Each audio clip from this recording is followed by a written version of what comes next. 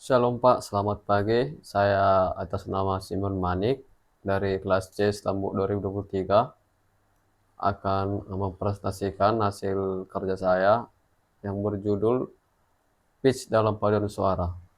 Nah, bagi kita yang suka menyaksikan ajang pencarian ini, pastinya pernah mendengar istilah pitch control yang sering diucapkan oleh juri. Nah, sebenarnya apa sih pitch control itu? Pitch itu sendiri adalah tinggi atau rendahnya suatu nada dalam musik. Pitch ditentukan oleh frekuensi getaran suara. Semakin tinggi frekuensinya, semakin tinggi nada yang dihasilkan. Dan sebaliknya dalam konteks musik dan vokal, pitch sangat penting karena mempengaruhi harmoni, melodi, intonasi sebuah lagu.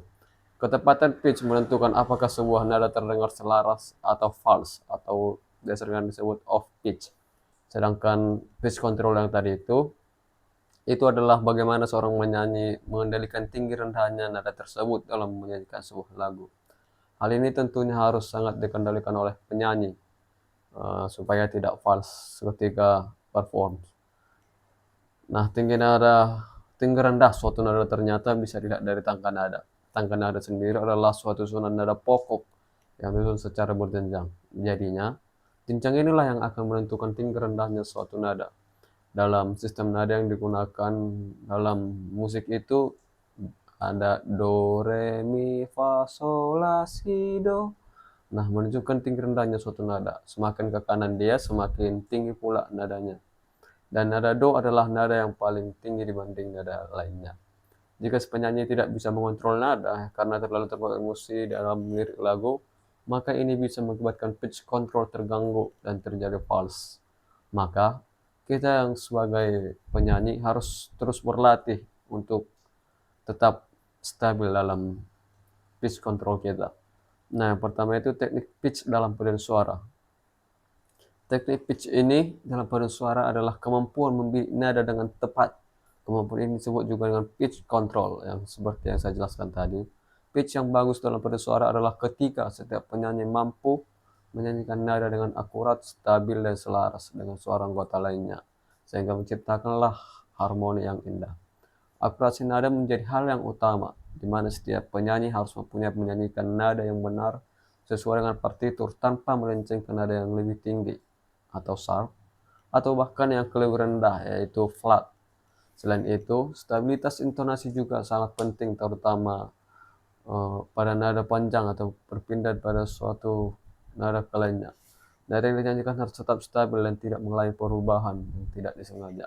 Nah, keselarasan dengan harmoni juga menjadi faktor utama dalam membentuk pitch yang baik. Dalam paduan suara itu, setiap bagian-bagian yang sudah ditentukan, yaitu sopran, alto, tenor, dan bass. Nah, semuanya ini harus terdengar dengan selaras dan seimbang. Jika setiap penyanyi dapat menjaga pitch dengan baik, akord yang dihasilkan akan terdengar penuh dengan harmonis, tanpa ada nada yang menonjol atau mengganggu keseimbangan suara kelompok. Selain itu, blend suara yang baik juga menjadi tanda bahwa pitch yang telah dikelola dengan benar.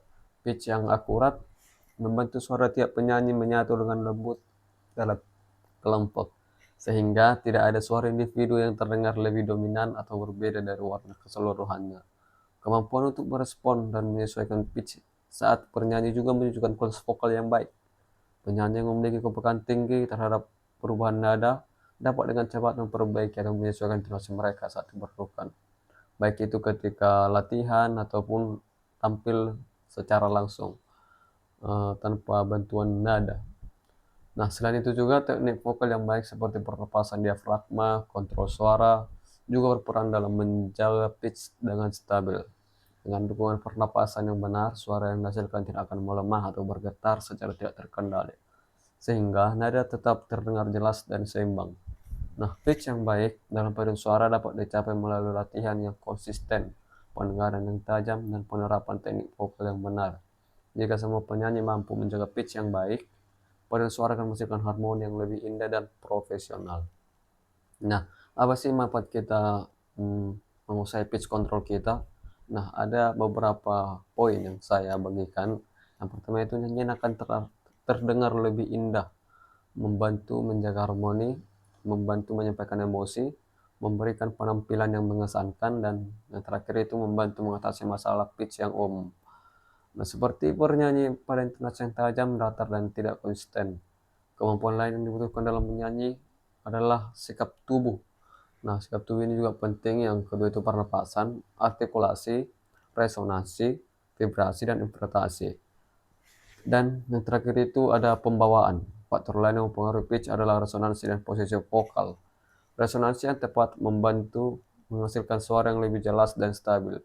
Posisi mulut dan lidah dan tenggorokan juga benar memungkinkan penyanyi memproyeksikan suara dengan baik sehingga nada yang dihasilkan tetap akurat. Jika posisi vokal tidak optimal, suara bisa menjadi lemah atau tidak terkendali, yang dapat menyebabkan pitch tidak stabil.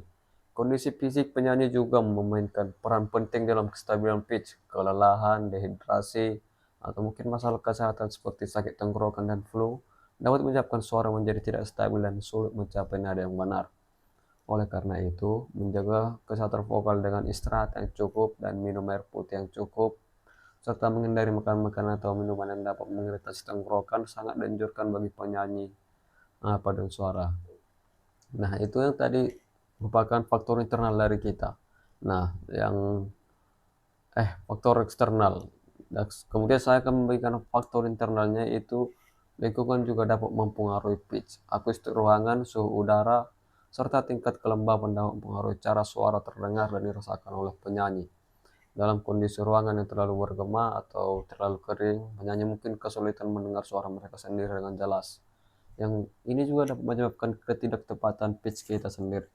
Nah, yang terakhir ada emosi dan kepercayaan diri juga mempengaruhi penyanyi dalam pengaruh pitch-nya. Eh, Ketika penyanyi gugup atau kurang percaya diri, dapat membuat suara kita menjadi gemetar atau tidak stabil, yang berdampak langsung pada ketetapan nada. Nah, sebaliknya ketika penyanyi tenang dan percaya diri, lebih mampu mengontrol suara yang terjaga dan stabil dan akurat. Maka dengan memahami berbagai faktor ini, penyanyi paduan suara dapat lebih sadar terhadap yang mempengaruhi pitch mereka dan berupaya untuk memperbaiki serta meningkatkan kualitas suara mereka dalam setiap penampilan. Nah, sekarang kita akan membahas apa saja yang kita lakukan untuk melatih pitch kita lebih bagus. Nah, untuk melatih pitch itu atau meningkatkan pitch dalam paduan suara, penyanyi perlu mengembangkan berbagai keterampilan vokal dan pendengaran secara sistematis melalui latihan yang konsisten pastinya. Salah satu metode utama adalah ear training atau pelatih pendengaran yang membantu penyanyi mengenali dan menyanyikan nada yang lebih akurat. Latihan ini dapat dilakukan dengan mendengar nada yang dimainkan dari alat musik, contohnya itu piano atau pianika. Lalu kita mencoba untuk menirukan nada tersebut. Nah, selain itu, latihan mengenal interval nada sangat penting karena dengan memahami hubungan antar nada, penyanyi dapat mengontrol pergerakan suara mereka saat berpindah dari satu nada ke lainnya. Latihan ini bisa dimulai dengan menyanyikan interval sederhana seperti second dan thirds, lalu berkembang ke interval yang lebih kompleks. Nah, ada beberapa hal yang dapat saya bagikan agar kita dapat bernyanyi dengan pitch yang tepat. Yang pertama itu gunakanlah alat referensi nada seperti piano, pipa nada, atau aplikasi penyetaman digital. Nah, ini dapat kita gunakan untuk mempermudah kita menempatkan pitch yang tepat. Nah, yang kedua itu memainkan nada pada alat referensi dan bernyanyi. Ketika kita sudah menemukan pitch tadi, kita akan mencoba untuk bernyanyikannya dengan suara kita. Yang ketiga itu cocokkan nada yang dinyanyikan dengan nada yang dimainkan. Yang terakhir itu yang keempat, bandingkan suara Anda dengan dan dengarkan jika ada perbedaan. Nah, ketika kita mendengarkan tadi hasil suara kita, kita membandingkan apakah pitch kita sudah benar dengan alat musik yang tadi. Nah, yang terakhir itu latihlah dengan nada-nada interval, sekonde sampai mahir. Nah, kemudian untuk nada berinterval terce, kemudian quart, quint, dan seterusnya. Selain pelatihan pendengaran, vokalisasi menggunakan tangga nada juga sangat membantu dalam meningkatkan pitch. Menyanyikan tangga nada mayor, minor, dan kromatis secara bertahap memperkuat koordinasi otot vokal dan membantu penyanyi lebih fleksibel dalam mencapai nada yang benar. Latihan ini dapat dimulai dengan tempo yang lambat agar fokus tetap pada kestabilan suara. Kemudian ditingkatkan kecepatannya untuk mengasah akurasi nada. Beberapa teknik vokalisasi yang sering digunakan adalah menyanyikan arpeggio dan skala pentatonik atau pola melodi yang berulang untuk membantu membangun memori otot dalam produksi nada yang stabil. Nah, di antara itu juga selain itu, pernapasan menjadi hal yang menjadi peran besar dalam menjaga pitch agar tetap stabil. Teknik pernapasan diafragma harus dipraktekkan agar penyanyi dapat mengontrol keluaran udara dengan baik dan menghindari suara yang goyah atau melemah. Latihan pernapasan seperti menarik napas dalam melalui hidung, menahannya sejenak, dan mengeluarkannya perlahan sambil menyanyikan suatu nada panjang, membantu meningkatkan kestabilan suara. Selain itu, latihan staccato dengan pernapasan singkat dan cepat dapat meningkatkan kontrol otot vokal serta mencegah nada yang terlalu lemah atau tidak stabil. Teknik lain yang efektif untuk meningkatkan pitch adalah latihan dengan suara drone atau nada tetap. Dalam latihan ini, satu nada dimainkan secara terus-menerus menggunakan instrumen atau aplikasi, sementara penyanyi menyanyikan nada lain yang harus selaras dengan nada tersebut. Latihan ini melatih sensitivitas penyanyi terhadap harmoni, serta memperkuat kemampuan mereka dalam menyesuaikan pitch. Latihan ini juga dapat dikombinasikan dengan menyanyikan interval tertentu di atas atau di bawah nada drone untuk mengasah keterampilan harmoni dan paduan suara. Berlatih menyanyikan dalam kelompok kecil juga merupakan metode yang sangat membantu dalam meningkatkan keterampilan pitch. Dalam kelompok kecil, penyanyi dapat lebih jelas mendengar suara mereka sendiri serta suara rekan-rekan mereka, sehingga mereka bisa lebih mudah menyesuaikan nada dan menyatu dalam harmoni. Selain itu, latihan kelompok kecil juga membantu penyanyi mengembangkan rasa percaya diri mereka, karena mereka lebih sadar akan suara. Penggunaan rekaman suara sendiri juga dapat menjadi evaluasi yang efektif. Dengan merekam latihan dan mendengarkan kembali hasilnya, penyanyi dapat mengidentifikasi bagian mana yang akan perlu diperbaiki dalam ketetapan pitch. Nah, latihan ini memungkinkan penyanyi untuk lebih kritis terhadap kualitas suara mereka dan secara bertahap meningkatkan akurasi nada mereka. Nah, selain latihan teknis tadi, menjaga kesehatan vokal juga sangat penting agar pitch tetap stabil. Nah, seperti yang saya katakan tadi, penyanyi harus menjaga pola yang makan baik dengan menghindari makan berminyak atau produk susu yang dapat menyebabkan lendir berlebih di tenggorokan. Minum air putih yang cukup itu harus untuk bahkan itu sangat dianjurkan oleh dokter agar pita suara tetap terhidrasi atau cukup air dengan baik. Menghindari kebiasaan buruk seperti berbicara terlalu keras, berteriak, atau merokok juga membantu menjaga kesehatan vokal sehingga suara tetap jernih dan pitch lebih dikendalikan. Nah, penyanyi juga perlu memperhatikan kondisi fisik mereka dan mental mereka saat berlatih atau tampil. Kelelahan dan stres ini dapat mengganggu kestabilan pitch, sehingga penting untuk memiliki cukup waktu istirahat dan melakukan teknik relaksasi sebelum menyanyi. Beberapa metode yang bisa digunakan meningkatkan konsentrasi dan ketenangan sebelum bernyanyi adalah teknik meditasi pernapasan pada ringan atau pernapasan vokal yang lembut. Berlatih dengan menggunakan alat bantu seperti aplikasi tuner digital juga dapat membantu penyanyi mengasah ketetapan pitch mereka. Aplikasi ini memungkinkan penyanyi untuk melihat secara visual apakah nada yang mereka nyanyikan sudah sesuai dengan nada yang seharusnya.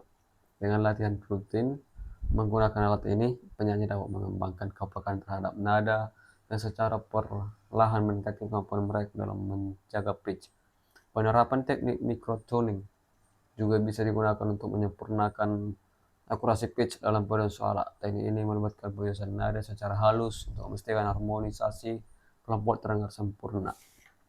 Nah, secara keseluruhan itu peningkatan pitch dalam paduan suara dapat dicapai melalui kombinasi latihan pendengaran, vokalisasi, teknik pernapasan, kesehatan harmoni, serta menjaga kesehatan vokal dan kondisi fisik yang optimal.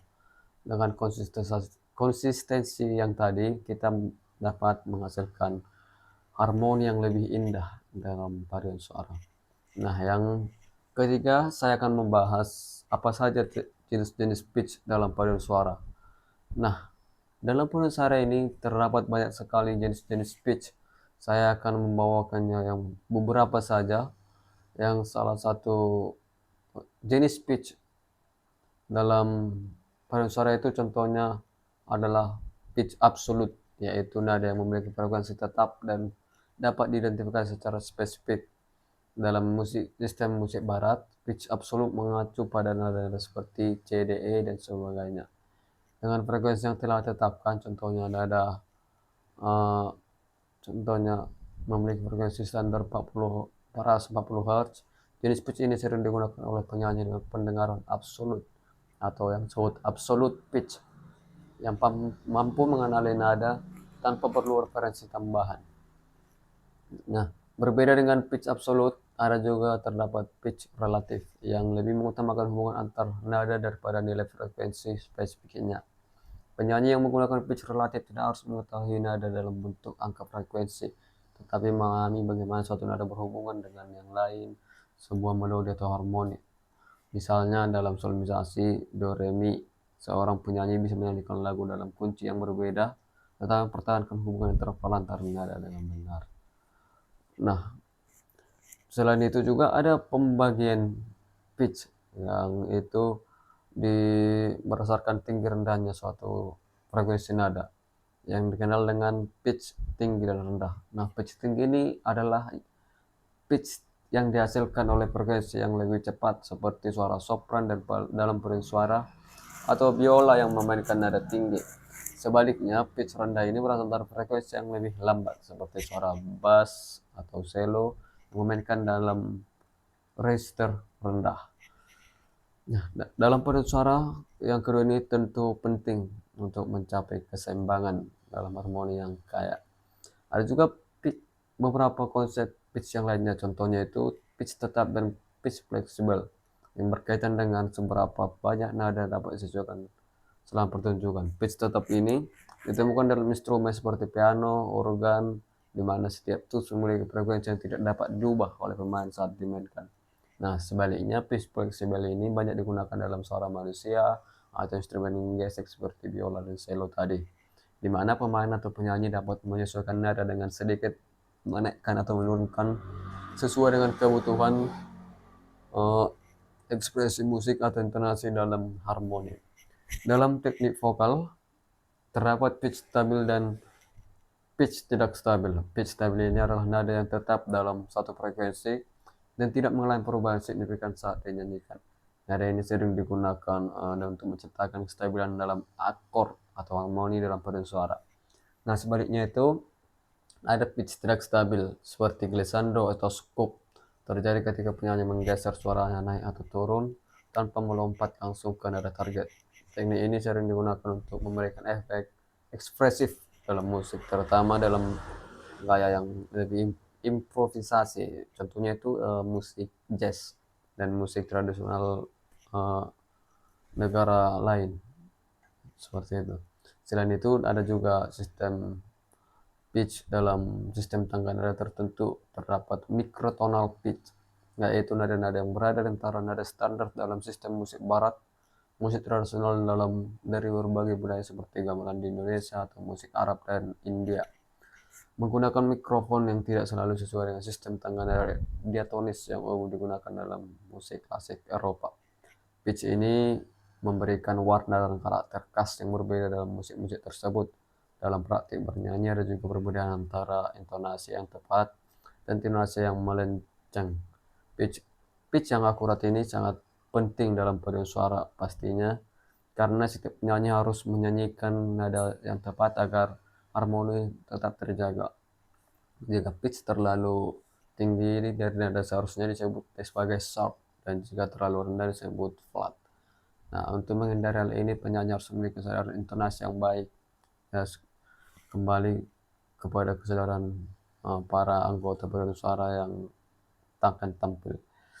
Nah, yaitu dengan pendengaran yang tajam tadi untuk menyesuaikan suara mereka dengan suara anggota lainnya. Dalam konteks harmoni, terdapat juga pitch fundamental dan pitch overtone. Nah, pitch fundamental ini adalah nada utama yang dihasilkan saat seorang bernyanyi atau memainkan instrumen. Sedangkan pitch overtone adalah nada tambahan yang muncul akibat resonansi suara. Dalam paduan suara, overtone yang dihasilkan secara alami dapat memperkaya warna vokal yang menciptakan efek harmonik yang lebih kompleks dan indah.